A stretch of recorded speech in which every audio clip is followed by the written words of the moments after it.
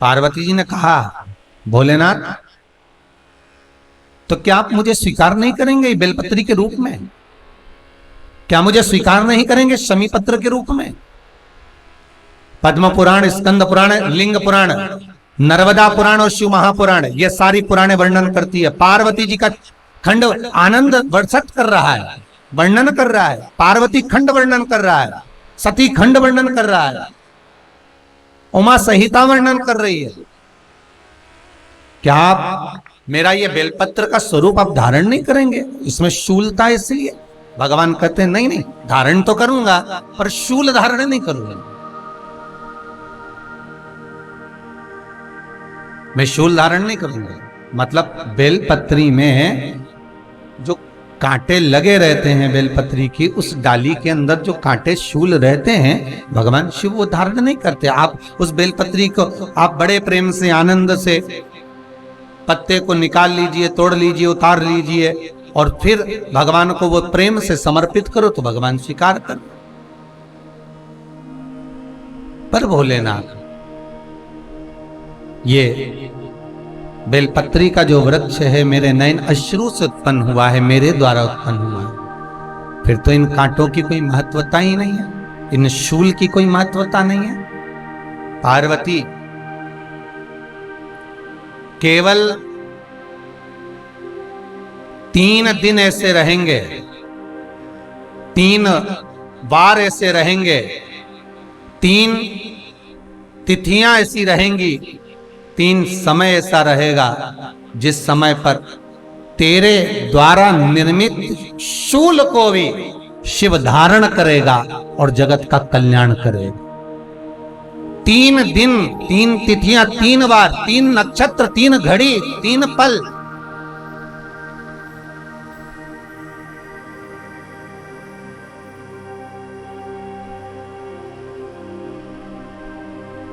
जिसमें बाबा शूल भी धारण करते हैं, और शूल अकेले धारण नहीं करते महाराज। जो धतूरा होता है ना, दर्शन करें धतूरे के, कांटे कांटे सा होता है धतूरा, तो वो धतूरे के साथ में बाबा शूल धारण करते हैं, बेलपत्री के शूल को। ये बहुत बहुत आनंदमय कथा है महाराज जी। जिसके जीवन में हमेशा कांटे ही मिले हैं, बेटी बड़ी हुई तो घर में मायके में दुख देखा, और मायके से गई ससुराल में तो ससुराल में दुख देखा, ससुराल में भी दुख देखने के बाद में भी पति को बहुत कुछ काम खुलवाया, बहुत धंधे खुलवाए, नौकरी लगवाई, पर वो पति बार बार छोड़ कर आ गया, बार बार तकलीफ भोग रहा है, बार बार कष्ट भोग रहा है। फिर थोड़े दिन काम करता है, थोड़े दिन छूट जाता है, फिर व्यापार में बढ़ता है, फिर छूट जाता है, फिर कोई दुकान खुलवाई, थोड़े दिन अच्छी चली, फिर वापस वहीं घर पर आकर बैठ गया। अर्थात उसके जीवन में वो शूलता चल रही है। तो बाबा देवाधिदेव महादेव कहते हैं, ये 3 घड़ी, 3 पल, 3 नक्षत्र, 3 समय, 3 दिन में जो शूल मुझे समर्पित करता है उसके जीवन से मैं शूल हटा देता हूं। वो 3 दिन लिखे स्कंद पुराण।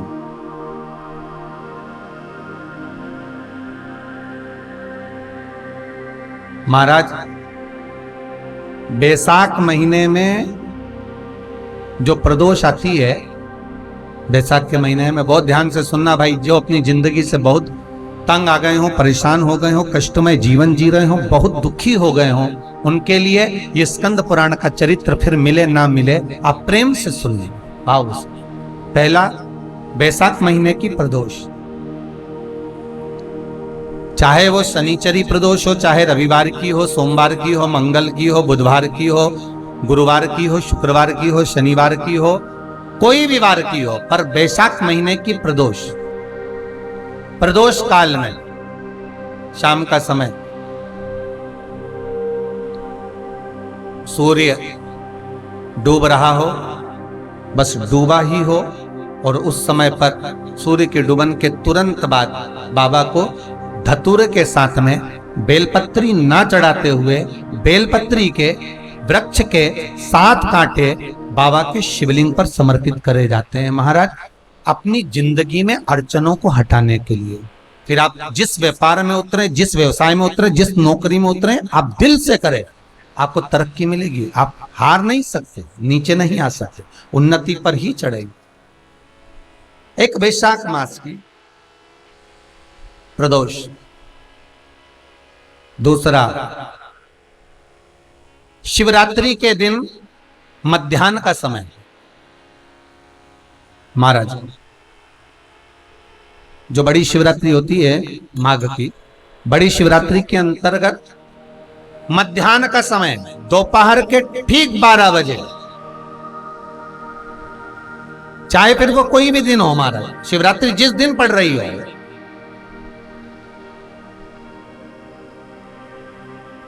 उस दिन भी धतूरे के साथ बाबा को 7 कांटे बेलपत्री के वृक्ष के समर्पित होते हैं महाराज। इसमें आप ये वाले जो कांटे हैं जो शिवरात्रि के दोपहर 12 बजे वाले हैं, अगर कोई मदिरा पीने वाला हो, व्यसन में डूबने वाला हो, कोई जुआ खेलने वाला हो, कोई गलत वैश्यावृत्ति करने वाला या अपने मार्ग से विचलित कोई व्यक्ति है, उसके लिए भी ये कांटे बहुत काम आते हैं। दूसरा, पार्वती तेरे द्वारा तेरे नयन अश्रु से जो प्रगटा हुआ बेल का वृक्ष है, द्वितीय शूल मैं वहां धारण कर, तृतीय शूल, तीसरा शूल जो वर्णन करा गया महाराज, भगवान श्रावण के महीने में जो भी दूसरा सोमवार पड़े, जो भी पड़े, श्रावण के महीने का दूसरा सोमवार, आप सबको पहले भी श्रावण के महीने में जो कथा कही उसका व्याख्यान वर्णन करा कि श्रावण का महीने का महत्व क्या है, वो भी आपको ऑनलाइन कथा में आप लोग सुन चुके हैं, लाइव कथा में श्रावण का पूरा महत्व बताया था कि श्रावण के महीने में शंकर भगवान को पूरा लेखा जोखा का भार प्रदान किया गया। दूसरा सोमवार, श्रावण के महीने का जो दूसरा सोमवार होता है, उस दूसरे सोमवार में रात्रि के समय पर, अर्थात शास्त्र अब घड़ी और पल का स्मरण करेंगे तो रात्रि के बजेंगे 10 से 12 बजे, महाराज 10 से 12 के बीच में धतूरे के साथ बाबा को शूल समर्पित होता है महाराज। ये भी हमारी बाधाओं को, हमारी तकलीफों को, व्यापार व्यवसाय के लिए, नौकरी सर्विस के लिए, बहुत सारे एग्जाम में आप बैठ लिए, गवर्नमेंट एग्जाम के लिए बैठ लिए, नहीं हो रहा, ये 3 बार मेरे शंकर को बेलपत्री के वृक्ष के शूल समर्पित होते हैं, उसका आनंद पाओ और उससे अपने को सुख प्राप्त हो। पार्वती प्रसन्न हो जाती है, बाबा भोलेनाथ के चरणों में कहती है, बाबा आपने कहा कि मेरे भीतर जिस समय आपने तप करा तो आपसे रुद्राक्ष का पौधा उत्पन्न हुआ, और मेरे तप करने से ये बेलपत्री का जो पौधा उत्पन्न हुआ, इसके शूल का सुख पाया है।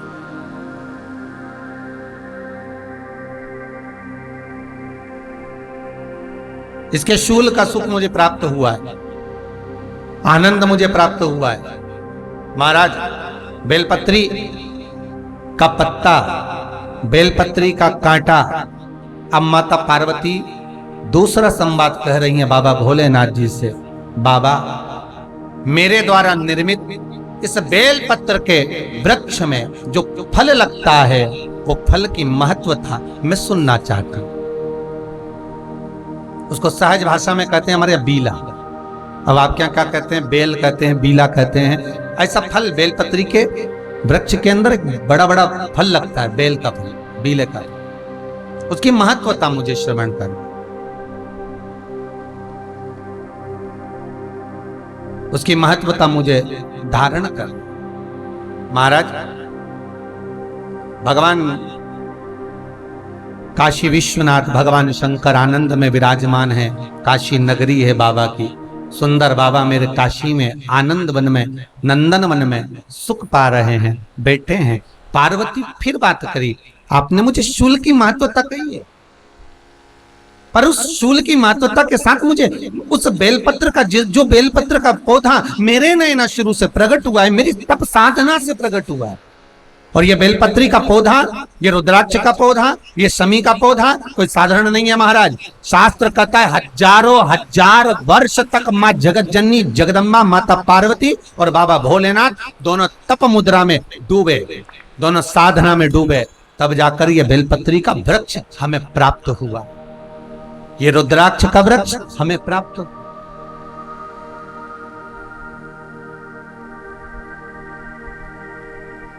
तब हमें मिला है। इस बेल पत्री में क्या क्या गुण है महाराज।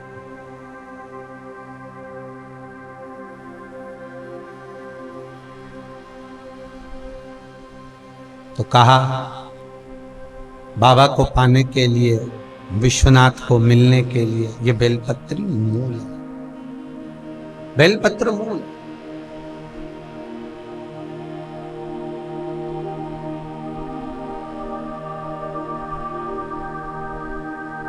और कहे जैसे वो कहते हैं ना कि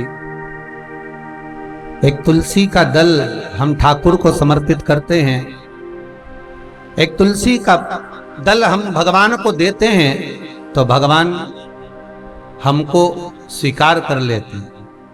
उसी तरह बेलपत्र का पत्ता, बेलपत्र का पौधा, बेलपत्र का वृक्ष जहां पर होता है वहां पर 33 कोटि देवता नित्य निवास करते हैं, नित्य निवास। बाबा मैंने बहुत समय तक तप करा, साधना करी, आपकी भक्ति धारण करी, बस मेरा एक निवेदन स्वीकार करिए। अब आपने जो शूल की महत्वता कही और आप 3 दिन इस शूल को स्वीकार कर लिए महाराज, श्रावण का महीना, बैसाख का महीना और शिवरात्रि का दिन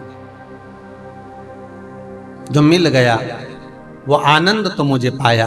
पर बाबा अब मेरी अभिलाषा ये है कि उस बेलपत्री के पौधे में, उस बेलपत्री के वृक्ष में जो बेल लगा हुआ है, जो फल लगा हुआ है, उस फल की मुझे महत्वता श्रवण कर। लिंग पुराण कहती है महाराज जो बच्चा हकलाता हो अर्थात बोलते बोलते अटक जाता हो या वाणी हकला रही हो, तो शास्त्र कहता है कि बेल का जो फल होता है उस बेल के फल को धीरे से फोड़कर ऊपर से चक्कू से उसको साफ कर कर अंदर से पूरे उसका जो गुर्दा है बेल के फल का उसको निकाल लीजिए और उस बेल के फल का जो गुर्दा है उसको निकाल कर खाली कर लीजिए बेल का। महाराज सोमवार के सोमवार 5 सोमवार उसमें पानी भरकर भगवान शंकर को समर्पित करिए। एक पात्र शिवलिंग में से जो जल नीचे गिरे उसके उधर पात्र को लगा लीजिए। महाराज समर्पित कर कर जल को झेल कर ले आइए। जो व्यक्ति वाणी से हकला रहा हो उस व्यक्ति को वो जल भगवान शंकर का जो शिव महापुराण का मूल मंत्र है श्री शिवाय नमस्तुभ्यम, उस मंत्र का जाप कराकर धीरे धीरे बुलवाते हुए उस पानी को पिलाना प्रारंभ कर दीजिए। केवल सोमवार को ही करना है और सोमवार को ही पिलाना, इसके सिवाय नहीं करना।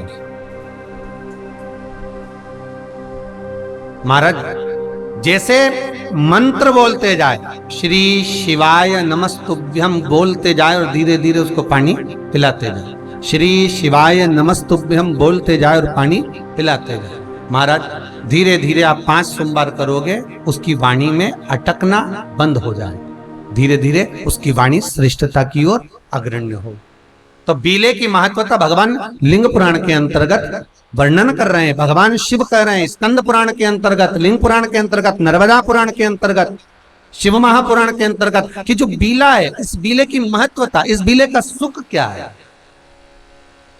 तो क्या कहा महाराज जी, भगवान शिव कहते हैं अरे पार्वती 1000 अश्वमेध यज्ञ में अग्नि कुंड के अंदर पूर्ण आहुति पर जो गोला समर्पित किया जाता है और एक बेल, एक बीला बैसाख महीने में जो मुझे समर्पित कर देता है उसको 1000 अश्वमेध यज्ञ का पुण्य फल प्राप्त हो जाता।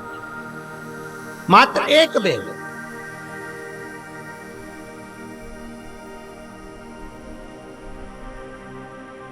बहुत अच्छे से समझना महाराज, फिर समझ लीजिए। केवल सारे शिवलिंग में एक नर्मदेश्वर महादेव ऐसे होते हैं जिन पर कुछ भी चढ़ाओगे तुम खा सकते हो। भगवान को अगर भोग लगाया तो तुमने खा लिया, भगवान के शिवलिंग को अगर कोई वस्तु टच हो गई तो तुम पा सकते हो। मिठाई हो, चूरमा हो, लड्डू हो, पेड़ा हो, गुलाब जामुन हो, इमरती, भजिया, पकोड़ा, फल फ्रूट जो भी होगा वो पा सकते हो। पर नर्मदेश्वर शिवलिंग को छोड़कर शिव महापुराण के अंतर्गत विद्धेश्वर संहिता में लिखा हुआ है कि बाकी के जितने शिवलिंग होंगे उसको अगर कोई वस्तु टच हो गई तो वो खाने के लायक नहीं रहती, वो सांसारिक मनुष्य नहीं खा सकता। शंकर के मंदिर का प्रसाद संसार का मनुष्य उसको ग्रहण नहीं कर सकता, उसको केवल बैरागी त्यागी जिसने घर छोड़ दिया, परिवार छोड़ दिया, अपने कुटुंब कबीले को छोड़ दिया, केवल वही पा सकता है। ये शिव महापुराण की विद्धेश्वर संहिता कर रही।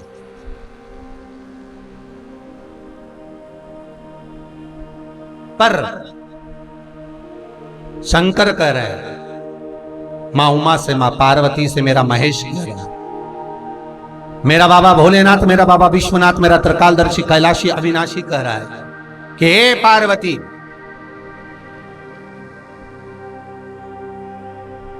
एक बीला, एक बेल जो मुझे समर्पित करता है और समर्पित करने के बाद उस बेल की महत्वता देखिए, जो बैसाख महीने में बाबा शंकर को जो चढ़ाया जाता है और 1000 अश्वमेध यज्ञ का पुण्य फल हम प्राप्त कर लेते, मात्र एक फल चढ़ाकर, मात्र एक फल चढ़ाकर।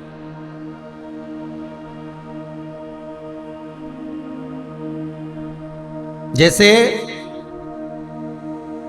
इससे पहले जो एकादशी कही, जिसको त्रिविधि एकादशी भी कहते हैं, पद्म पुराण में लिखा है और विष्णु पुराण में, एकादशी के दिन द्वादशी भी पड़ जाए, एकादशी के दिन त्रयोदशी भी पड़ जाए, मतलब एकादशी, द्वादशी और त्रयोदशी तीनों तिथियां एक साथ पड़ जाए और उस दिन एकादशी का व्रत जो रख लेता है उसको 1000 एकादशी का पुण्य फल प्राप्त हो जाता है। फिर वो जिंदगी में एकादशी करे चाहे ना करे। और फिर ध्यान देना, कोई मर रहा है, कोई तड़प रहा है, और आपने तो अपने जीवन में एक ही एकादशी करी और वो कौन सी? त्रिविधि। और मान लो कोई मर रहा है तो आप उसमें से अपनी एकादशी में से आप 5 एकादशी दे सकते, भले आपने एक करी है, क्योंकि आपने 1000 कर ली एक साथ, उसका पुण्य आप किसी को प्रदान कर सकते, आप किसी को दे सकते।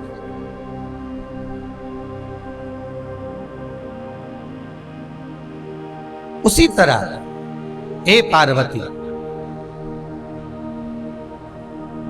संसार का मनुष्य जब मुझे वो बेलपत्र समर्पित कर, वो बेल का फल समर्पित करता है, पार्वती वो फल जो मुझे चढ़ता है, फिर मैं भले नर्मदा के जल से निकला हुआ कंकर शंकर क्यों ना हूं, फिर चाहे मैं गंगा के जल से निकला हुआ कंकर शंकर क्यों ना हूं, चाहे फिर मैं यमुना के जल से निकला हुआ कंकर शंकर क्यों ना हूं, चाहे मैं सरयू के जल से निकला हुआ कंकर शंकर क्यों ना हूं, चाहे मंदाकिनी के जल से निकला हुआ कंकर शंकर क्यों ना हूं, ए पार्वती, फिर जो भी शिवलिंग पर वो बेल समर्पित होता है वो बेल उठाकर जीव अपने कार्य में ले सकता। ये मां उमा से कह रहा है। तो उस बेल की महत्वता जानेंगे।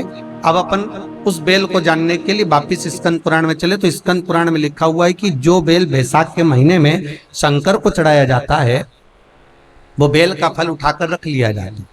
बैसाख के महीने में उस चढ़े हुए, बाकी के आपको बेल का फल खाना हो तो बात दूसरी, पर चढ़ा हुआ जो बेल का फल है वो पूरा बैसाख नहीं खाना।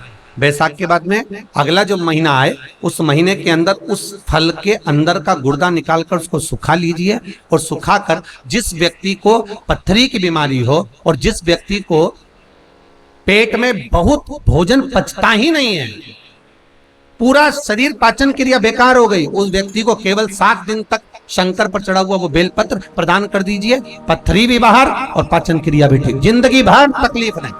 उस बैसाख में उस फल की इतनी महत्वता बाबा भोलेनाथ स्कंद पुराण, लिंग पुराण, नर्मदा पुराण, पद्म पुराण के अंतर्गत, शिव महापुराण के अंतर्गत वर्णन कर, उसकी महत्वता वो बेल का फल साधारण नहीं हो सकता। मेरे शंकर को जो जो चढ़ता है ना वो कुछ भी चीज साधारण नहीं है भाई। हो मेरे शिव को जो जो चढ़ता है, जल हो, पंचामृत हो, घी हो, शहद हो, महाराज चाहे बेलपत्री हो, चाहे धतूरा हो, बाबा को जो चीज, चाहे भस्म हो, बाबा को जो चढ़ रहा है वो कहे चपटी भभूत में है खजाना कुबेर का, उसके ऊपर जो चढ़ा वो करोड़ों का हो गया, भले वो भस्म हो, शमशान की वो भी करोड़ों। काशी में, उज्जैन में, महाकाल की नगरी में शमशान की भस्म बाबा पे चढ़ती और वही थैली में पैक होकर लाखों की बिकती है और लोग उसको अपनी तिजोरी में रखते हैं। और तुम कहीं मुर्दे को जलाने जाओ और वहां से आकर पत्नी पहले से गर्म पानी रख देती, बाहर नहाओ। पत्नी पहले ही कह देती चलो बाहर स्नान करो, तो क्या क्यों? अरे तुम मुर्दा जला कर आ रहे हो, शमशान से आ रहे हो, जाओ जरा स्नान करिए।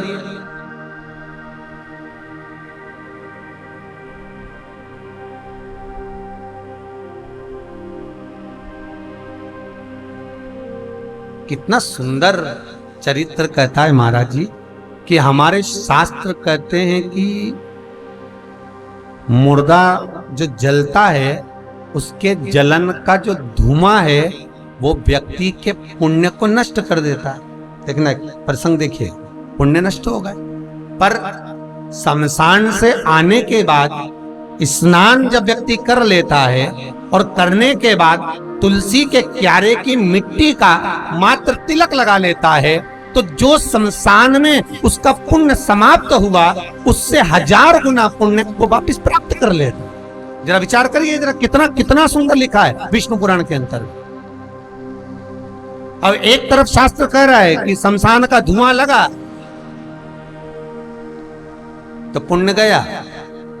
आपने जो व्रत करा, एकादशी का उद्यापन करा, 16 सोमवार के व्रत करे, उद्यापन करा, बेबहू लक्ष्मी का व्रत करा, उद्यापन करा, चतुर्थी का उद्यापन करा, जो जो उद्यापन माताएं पुरुष वर्ग जो करता है, और शमशान का मात्र धुआं लगते ही हमारे सारे पुण्य एक साथ समाप्त हो जाते हैं। पर वो पुण्य को 1000 गुना वापस प्राप्त करने का एक ही तरीका है कि शमशान से जब आए, आकर स्नान कर कर तुलसी के क्यारे की मिट्टी का तिलक लगा ले, बस फिर वो पुण्य 1000 गुना प्राप्त वापिस हो जाते, 1000 गुना होकर वापिस प्राप्त।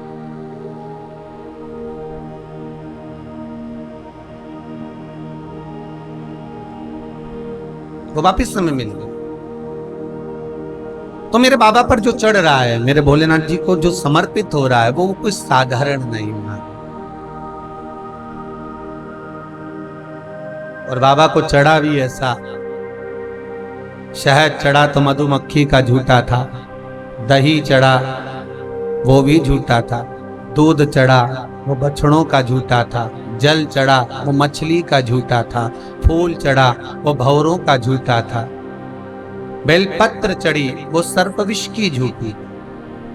बेल का जो फल बैसाख महीने में हम शिव को चढ़ाते हैं वो किसी भी शिवलिंग पर चढ़ा सकते हो और उसका पान भी आप कर सकते हो, उसको खा भी आप सकते।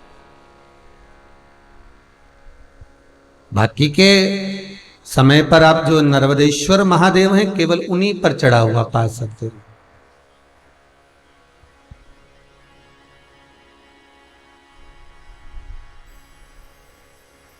अन्य जगह पर, अन्य शिवलिंग पर अगर कुछ चढ़ा है,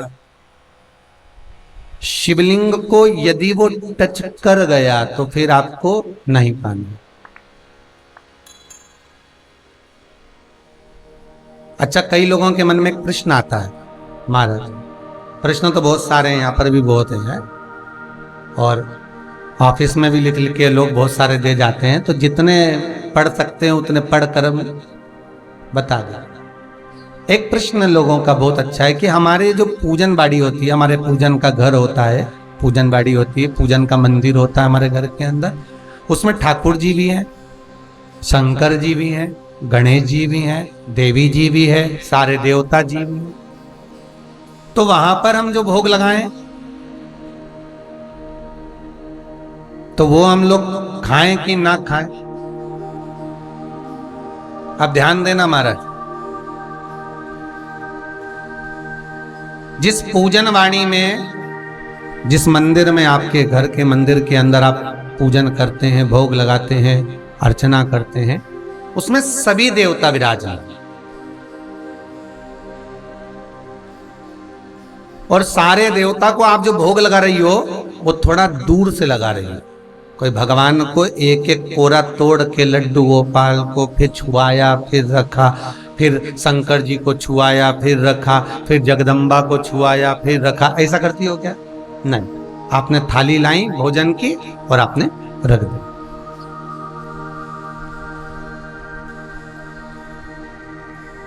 और थाली रख कर रखा,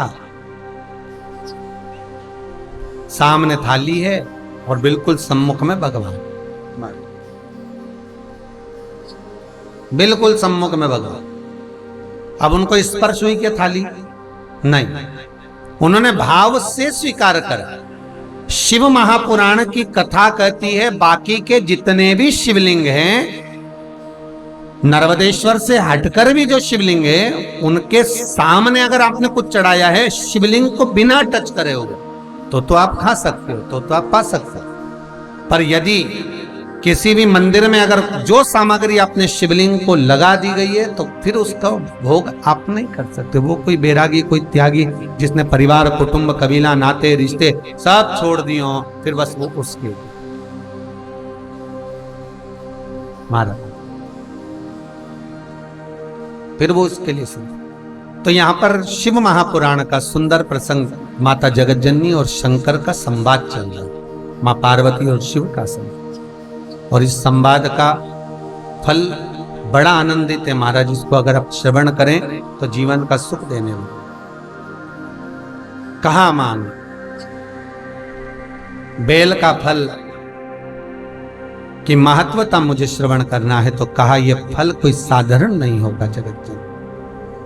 बैसाख महीने में जो एक फल भी समर्पित कर रहा है, हजारों अश्वमेध यज्ञ के पुण्य फल से हजारों गुना उसको फल प्राप्त हो रहा है, पुण्य प्राप्त। और सुनो,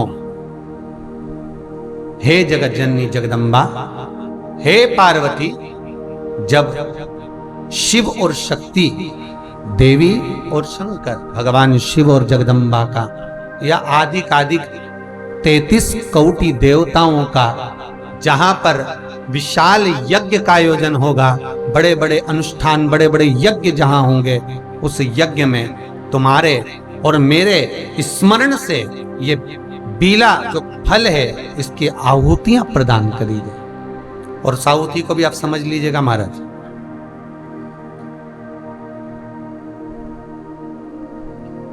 एक वो भी आप समझ लें कि जैसे अष्टमी तिथि या नौमी तिथि किसी भी महीने की, चाहे शुक्ल पक्ष की हो चाहे कृष्ण पक्ष की, अष्टमी और नौमी तिथि, ये दो तिथियां ऐसी हैं, मान लो तुम्हारा पैसा तुमने किसी को दिया, 5 लाख, 4 लाख, 3 लाख, 10 लाख, 8 लाख, 2 लाख, 50,000, 25,000, 20,000, 40,000, और वो पैसा नहीं दे रहा आपको, आप हार गए कह के कर, फोन लगा कर, भैया दे दे रहे, परेशानी है, दे दे रहे भैया, हम तो परेशान हो गए, और हार गए, नहीं मिल रहा, बहुत परेशान। तो महाराज किसी भी अष्टमी या नौमी तिथि के दिन आप मां जगतजननी जगदम्बा का शिव के साथ में, शिव शक्ति का स्मरण कर कर, देवी के नाम की 9 आहुतियां, सूखे बीले की, मतलब बीला जो सूख चुका है, फल जो सूख चुका है, उसकी 9 आहुतियां अग्नि में शंकर और सती के नाम से, शंकर और शिव के नाम से समर्पित करें। और आखिरी आहुति जो समर्पित करें, उसमें थोड़ा सा भाग तिल का, और तिल भी काली नहीं चढ़ती उसमें, श्वेत तिल का भाग उसके साथ लगाकर समर्पित करें, और जिससे धन लेना है उसका नाम लेकर वो समर्पित करें महाराज, उसको सुध आएगी और वो पैसा किसी भी हाल में आपके हाथ में थमाकर जाएगा ही, ये पक्का। उसकी आहुतियां, हे जगत जननी, हे जगदम्बा, तेरा नेत्र बिंदु से जो प्रकट हुआ वृक्ष है बेलपत्र का, उस वृक्ष की एक एक जड़ हो, टहनी हो, डाली हो, फल हो, शूल हो, वो सब मुझे अंगीकार है, मुझे स्वीकार, मुझे स्वीकार। उसका आनंद सुख देने वाला है जगदम्बा। मां पार्वती शिव जी के साथ में आनंद में विराजमान। और एक निवेदन आप सबसे कहूंगा, प्रयास करिएगा जीवन में 2 रोटी कम खा लो, पर किसी से कर्जा मत लो, मत लो। कई लोगों को आपने देखा होगा शिवरात्रि के दिन भी बेल का फल शंकर जी को समर्पित करते हैं महाराज। कई लोगों को देखा होगा आपने, शिव मंदिर में जब आप पूजन करने गए होंगे तो बेल का फल लोग शिव जी को भी समर्पित करते हैं। वो किस लिए है? तो शिव महापुराण की कथा कहती है शिवरात्रि के दिन जो बेल का फल समर्पित करा जाता है वो रोग मुक्ति के लिए किया जाता है, आरोग्यता के। मेरा निवेदन है कि प्रश्न था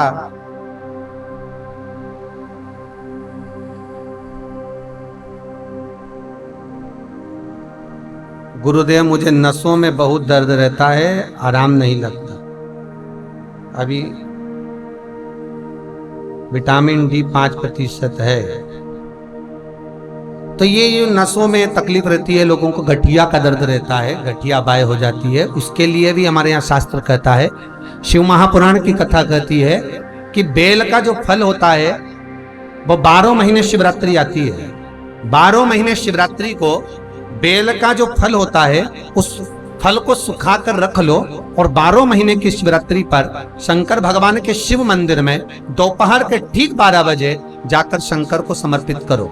1 लोटा पानी चढ़ा दो, बेलपत्र समर्पित कर दो, उस बेल के फल को उठाकर लिया और उस बेल के फल को उठाकर उसका थोड़ा सा भाग अपने भोजन में या आहार में उसको ग्रहण करना प्रारंभ कर दो। बस थोड़ा सा।